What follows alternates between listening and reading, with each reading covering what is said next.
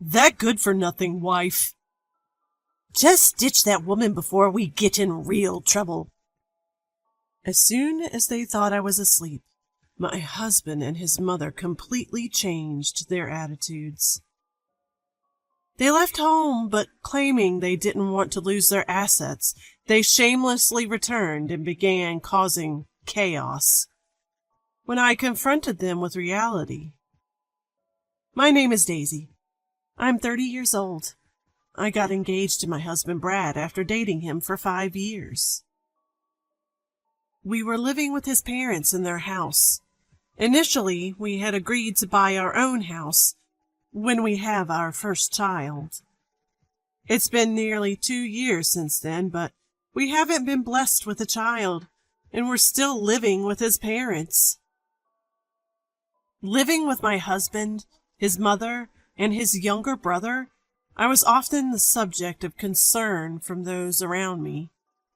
My parents lived far away, a distance that required air travel, and they always expressed regret that they could not help me. However, my husband was always kind to me, and I had a good relationship with my mother-in-law. So far removed from the typical mother-in-law, daughter-in-law issues that it felt like they didn't apply to us. Because of this, I was very happy. One day, I got into an accident and broke a bone. I was hospitalized and couldn't move on my own. In the early days after the accident, my husband and mother-in-law visited me daily and worried for me. Now, they only visit once a week. I was grateful they even came to visit. But the next day after the doctor told me I might have lasting injuries. She can't do housework or anything, but she's going to cost us more than ever.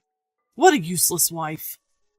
If she has lingering issues, having kids is even more out of the question, right? Yeah, maybe. Now that it's come to this, I think it's a good thing we don't have kids. And if she stays bedridden forever, I'll have to do all the housework and care for her?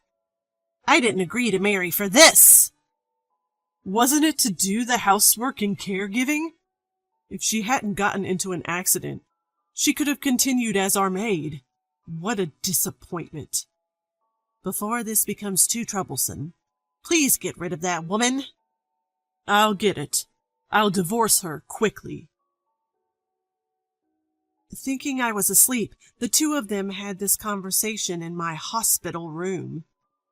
I was nothing more than a maid and a caregiver to them.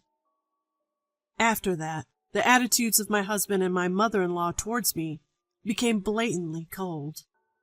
Your husband hardly comes, does he? He must be searching for a new woman. If you only had a child, you could have kept him by the skin of your teeth. My husband wasn't even coming once a week anymore. My mother-in-law seemed to just be passing time by saying nasty things. My brother-in-law, however, was doing the laundry and checking if I needed anything, and was generally very helpful. He visited me nearly every day and even took me to the open-air area in my wheelchair when I felt suffocated by my long hospitalization. I was tired from physical therapy and wanted to give up at times, but I think I've made it this far thanks to my brother-in-law. His presence was that much of a help to me. I'm not getting worse, and physical therapy is going well, but it's still hard to say anything about any potential lingering issues. When I told my husband and mother-in-law about this, seriously? See, I told you we should have gotten rid of her sooner. The two of them started arguing over me. What are you two even saying? Aren't you being too harsh on Daisy, who's been taking care of our house and our father all this time? In reality, I had been taking care of my father-in-law for 5 years while dating my husband. When we started dating, we were told, "Why don't you live together, since you are both going to get married anyway?" Yeah, it's a great deal, We can save money and live together, and then get married when we're settled." When I hesitated, they said, "It's okay, we have plenty of rooms, and we won't invade your privacy. Plus, you don't need to pay rent. You want to marry my son, right?" How could I refuse? "But in return, we have a favor to ask, Daisy. While you're working from home, can you look after our father who needs care? It's only for 4 to 5 hours during the day when my mother's out for her part-time job. We also have my brother, so the two of you can work together." My brother-in-law was also working from home, so he and I teamed up to take care of my father-in-law in the house. My father-in-law and brother-in-law were very close. My father-in-law had a hobby of collecting furniture and even had a separate house just for it. My brother-in-law and I always enjoyed hearing about his hobby. My father-in-law loved his caring son, Reagan. Eventually, my father-in-law's health began to decline, and after years of care, he passed away. After that, my husband proposed to me, saying, "Thank you for always taking care of my father. Let's continue to be together. Let's get married." Despite having worked hard on housework and caregiving, the moment I became immobile, my husband and mother-in-law's attitude was as if I was worthless. Even I, normally composed, was infuriated. "If you're going to divorce me, please pay what you're supposed to." "Well, I don't want any trouble, so I'll give you the house. Let's waive other division of property." I wondered if he would really give me the house, but since my father-in-law had left an inheritance, a lot, and it was divided among my mother-in-law, Brad, and Reagan, the inheritance amounted to approximately $300,000 each, so he seemed to have enough assets. Reagan was told to handle all paperwork with the executor, and he had to visit the court several times, which was quite a hassle. "No way! We can't give away the house." "If we divide the property, I'll lose half my savings. It's just a wastefully large house in the countryside. Even if we give it away, it's not an issue. Even at the highest estimate, it's only worth about $100,000. Plus, various fees will be deducted when we sell it. It's cheaper than losing half my savings." "Well, if you say so, Brad. But what if she demands more later? What if rumors spread in the neighborhood because we abandoned her?" The two debated what to do with me.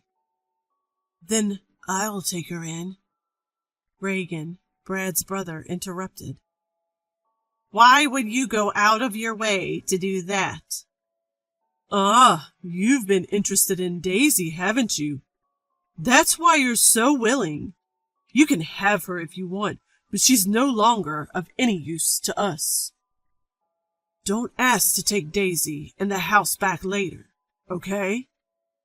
"Why would I? I just hope you won't come asking for money later. And remember, you can't return damaged goods." Brad and Reagan signed papers and arranged to formally change the property title through a lawyer. "I'll take out some money from my savings. So why don't you find a younger, healthier, and prettier woman to marry and build a better house?" "Sounds good. Hey, Daisy, get a lawyer to file for our divorce quickly." They said they'd stay in a hotel for a while and left the room. Reagan and I, left behind, silently saw them off. I had to find a lawyer to file for our divorce first. Reagan helped me to file for the divorce, and in a few days, Brad and I became complete strangers. A week later, Brad and my mother-in-law packed their belongings and left the house. It was strange that Reagan, Brad's brother, continued to visit me. "You don't have to visit anymore. We're strangers now that I've divorced your brother. There's no need for you to worry about your former sister-in-law." He responded, "I'm doing this because I want to. I didn't get along with you just because you were my brother's wife. We both provided care and did housework together. We've talked a lot more in these 7 years than you ever did with my brother. We're friends, aren't we?" Reagan said with a gentle smile. All I could do was express my thanks and gratitude. A month later, I was discharged from the hospital.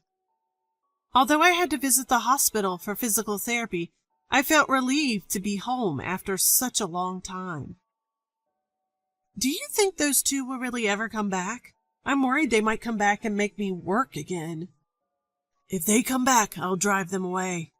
I can't forgive them for treating you so horribly. Plus, they have no right to return to this house, Reagan reassured. I was still unable to move as before, so Reagan took care of most of the household chores. Fortunately, as I had been working from home as a freelancer, I was able to return to work and contribute financially. Thanks to the bi-weekly physical therapy, I recovered smoothly without any complications. A year later, I was able to live as before, and Reagan and I collaborated on the housework. We spent more time together, syncing our days off to go on trips. Just when I thought our peaceful days would continue, a storm suddenly came. One night, while Reagan and I were eating dinner, the door was knocked, and the intercom rang repeatedly. When I nervously answered, the person on the monitor was Brad. "Hey, open up!" Thinking this noise might disturb the neighbors, I opened the front door, and Brad entered the house without hesitation. "What do you want?" "Huh? Why do I have to put up with such an attitude just for coming home?" "This isn't your home anymore. State your business and leave quickly." "What are you talking about? I'll be living here again from today. Oh, I'm hungry. Hey, Daisy, give me some food." My ex-husband ordered me to serve food. "Hey, cut it out. Why are you here?" "Well, I've spent almost all my money. My mom will be here soon, too.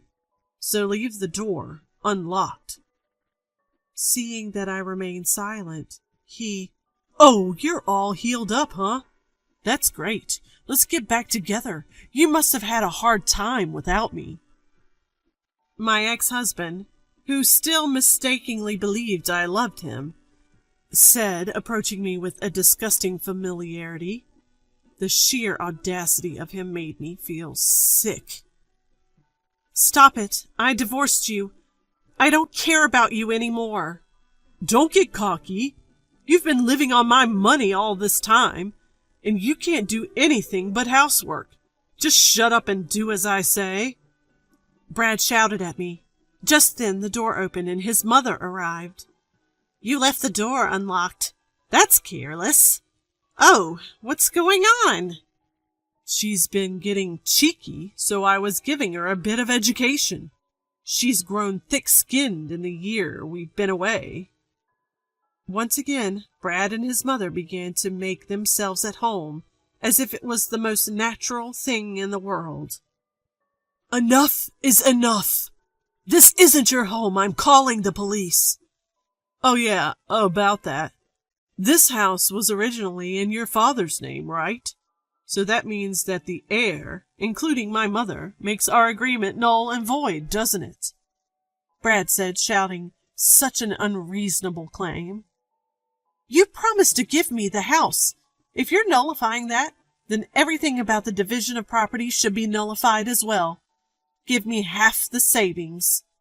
"Sure, but I don't have it anymore. Didn't I tell you earlier? I've squandered it all. I quit my job, spent it all on booze, fun, investments, you name it." I was taken aback by Brad's words. It was unbelievable that he could have spent such a large sum of money in just 1 year. "Also, I have some debts with consumer finance.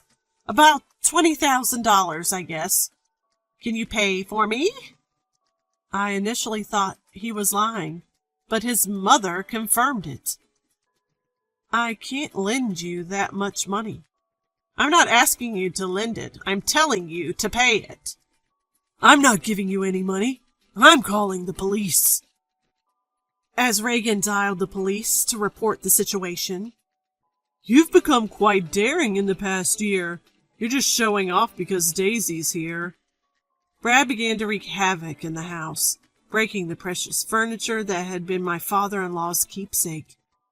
His mother also started to destroy the furniture, laughing as she did so. "How could you do something so terrible? That's the closet my father-in-law cherished." "Shut up." Brad and his mother continued their rampage, ignoring my pleas. About 10 minutes later, when the police arrived, I explained the situation to them. "This is quite a mess. Let's hear your side of the story." "Huh? What's wrong with me breaking things in my own house?" "That's right. We're just crushing things we don't need. What's the problem?" When the police seemed unsure how to respond to this, Reagan stepped in. "This house has never belonged to these two. It's under Daisy's name." "Huh? What kind of nonsense are you talking about?" "Actually, before he passed away, our father-in-law left a will through a lawyer. Of course, you wouldn't know. You handed over what you were told and left the rest to Reagan. So this house was yours from the beginning?" When I confirmed this, Brad and his mother stood dumbfounded. "So this isn't your property, then?" "Oh, hold on. But I'm her ex-husband. We're like family, so she'll forgive me, right?" "Don't make me laugh. You're a stranger once you're an ex. I don't even know that you were in contact with another woman before our divorce was finalized, and who treated me like a maid, if not you." No, that's not what happened. I was just going along with what my mom said. She ordered me to do all this." "Brad, what are you saying?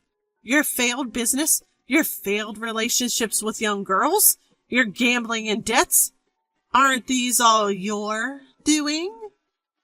According to his mother, Brad had been trying to marry a young woman after our divorce. He also quit his job to start his own business, but it failed in just a month. Even with money, Brad was rejected by the unemployed man and became reckless, going around playing and gambling, saying that he had money and could afford it. He had said that he had almost no money left, and it seemed that it was indeed nearly zero. "You brought this upon yourself." "All this is Brad's fault, so at least forgive me." Despite their previous condescending attitudes towards me, they both desperately pleaded for forgiveness, trying to shift the blame and groveling. This was truly ridiculous. "No, I won't forgive either of you. And this isn't something from the past, is it? You were treating me like a servant until a moment ago, right? Not leaving when I asked you to leave is illegal. And since the furniture collected by my late father-in-law is now mine, you'll need to compensate me for that." But... "All right. We will compensate you. Just please don't get the police involved. You wouldn't want me to go to jail, would you?" "I actually don't care at all. By the way, we're married." It turned out I was married to my brother-in-law, Reagan. Or rather, he was my former brother-in-law, now my husband. You? It hasn't even been a year, and you've moved on to another man? My own brother at that? What are you talking about? You moved on before you were even divorced, didn't you? You wouldn't return Daisy to me, no matter how many times I asked. Stop clinging to the past already." Brad was left speechless. "I don't care anymore. I'll pay for whatever damages there are. How much for my idiot husband's junk?" Well, if we calculate roughly, about $100,000. Huh? What? The furniture that my father-in-law had collected was all high-end pieces made by famous designers. Brad and his mother, who had no interest in these items, seemed to have believed they were just junk. You're going to compensate for what you've broken, right? We're not sure if we can get the same items, but make sure to pay properly. Brad and his mother, unable to afford such compensation, were distraught. For the time being, the police took the two of them away for trespassing and vandalism. Of course, I didn't forgive them and went ahead with the lawsuit. Afterwards, Brad and his mother, who were desperately seeking help from Reagan, were bluntly rejected, with him saying, "I'm ashamed to even be related by blood." Brad and his mother were likely receiving their just desserts together. And there's one more thing I kept secrets. My father-in-law told me to sell the house and use the money as I wish. Reagan had told me that the price of the house was $100,000, but in reality, the document stated the value of the house around $500,000. It's a good location, so it might sell for a bit more. But for now, Reagan and I decided to take it easy in the house my father-in-law left us, with no plans to sell it. Eventually, we planned to sell the land and build a new house. I had some worries about having children, so after getting married to Reagan, I went to the gynecologist for a checkup, but there were no issues with either Reagan or me. Now, with the troublemakers gone, Reagan and I are living happily together.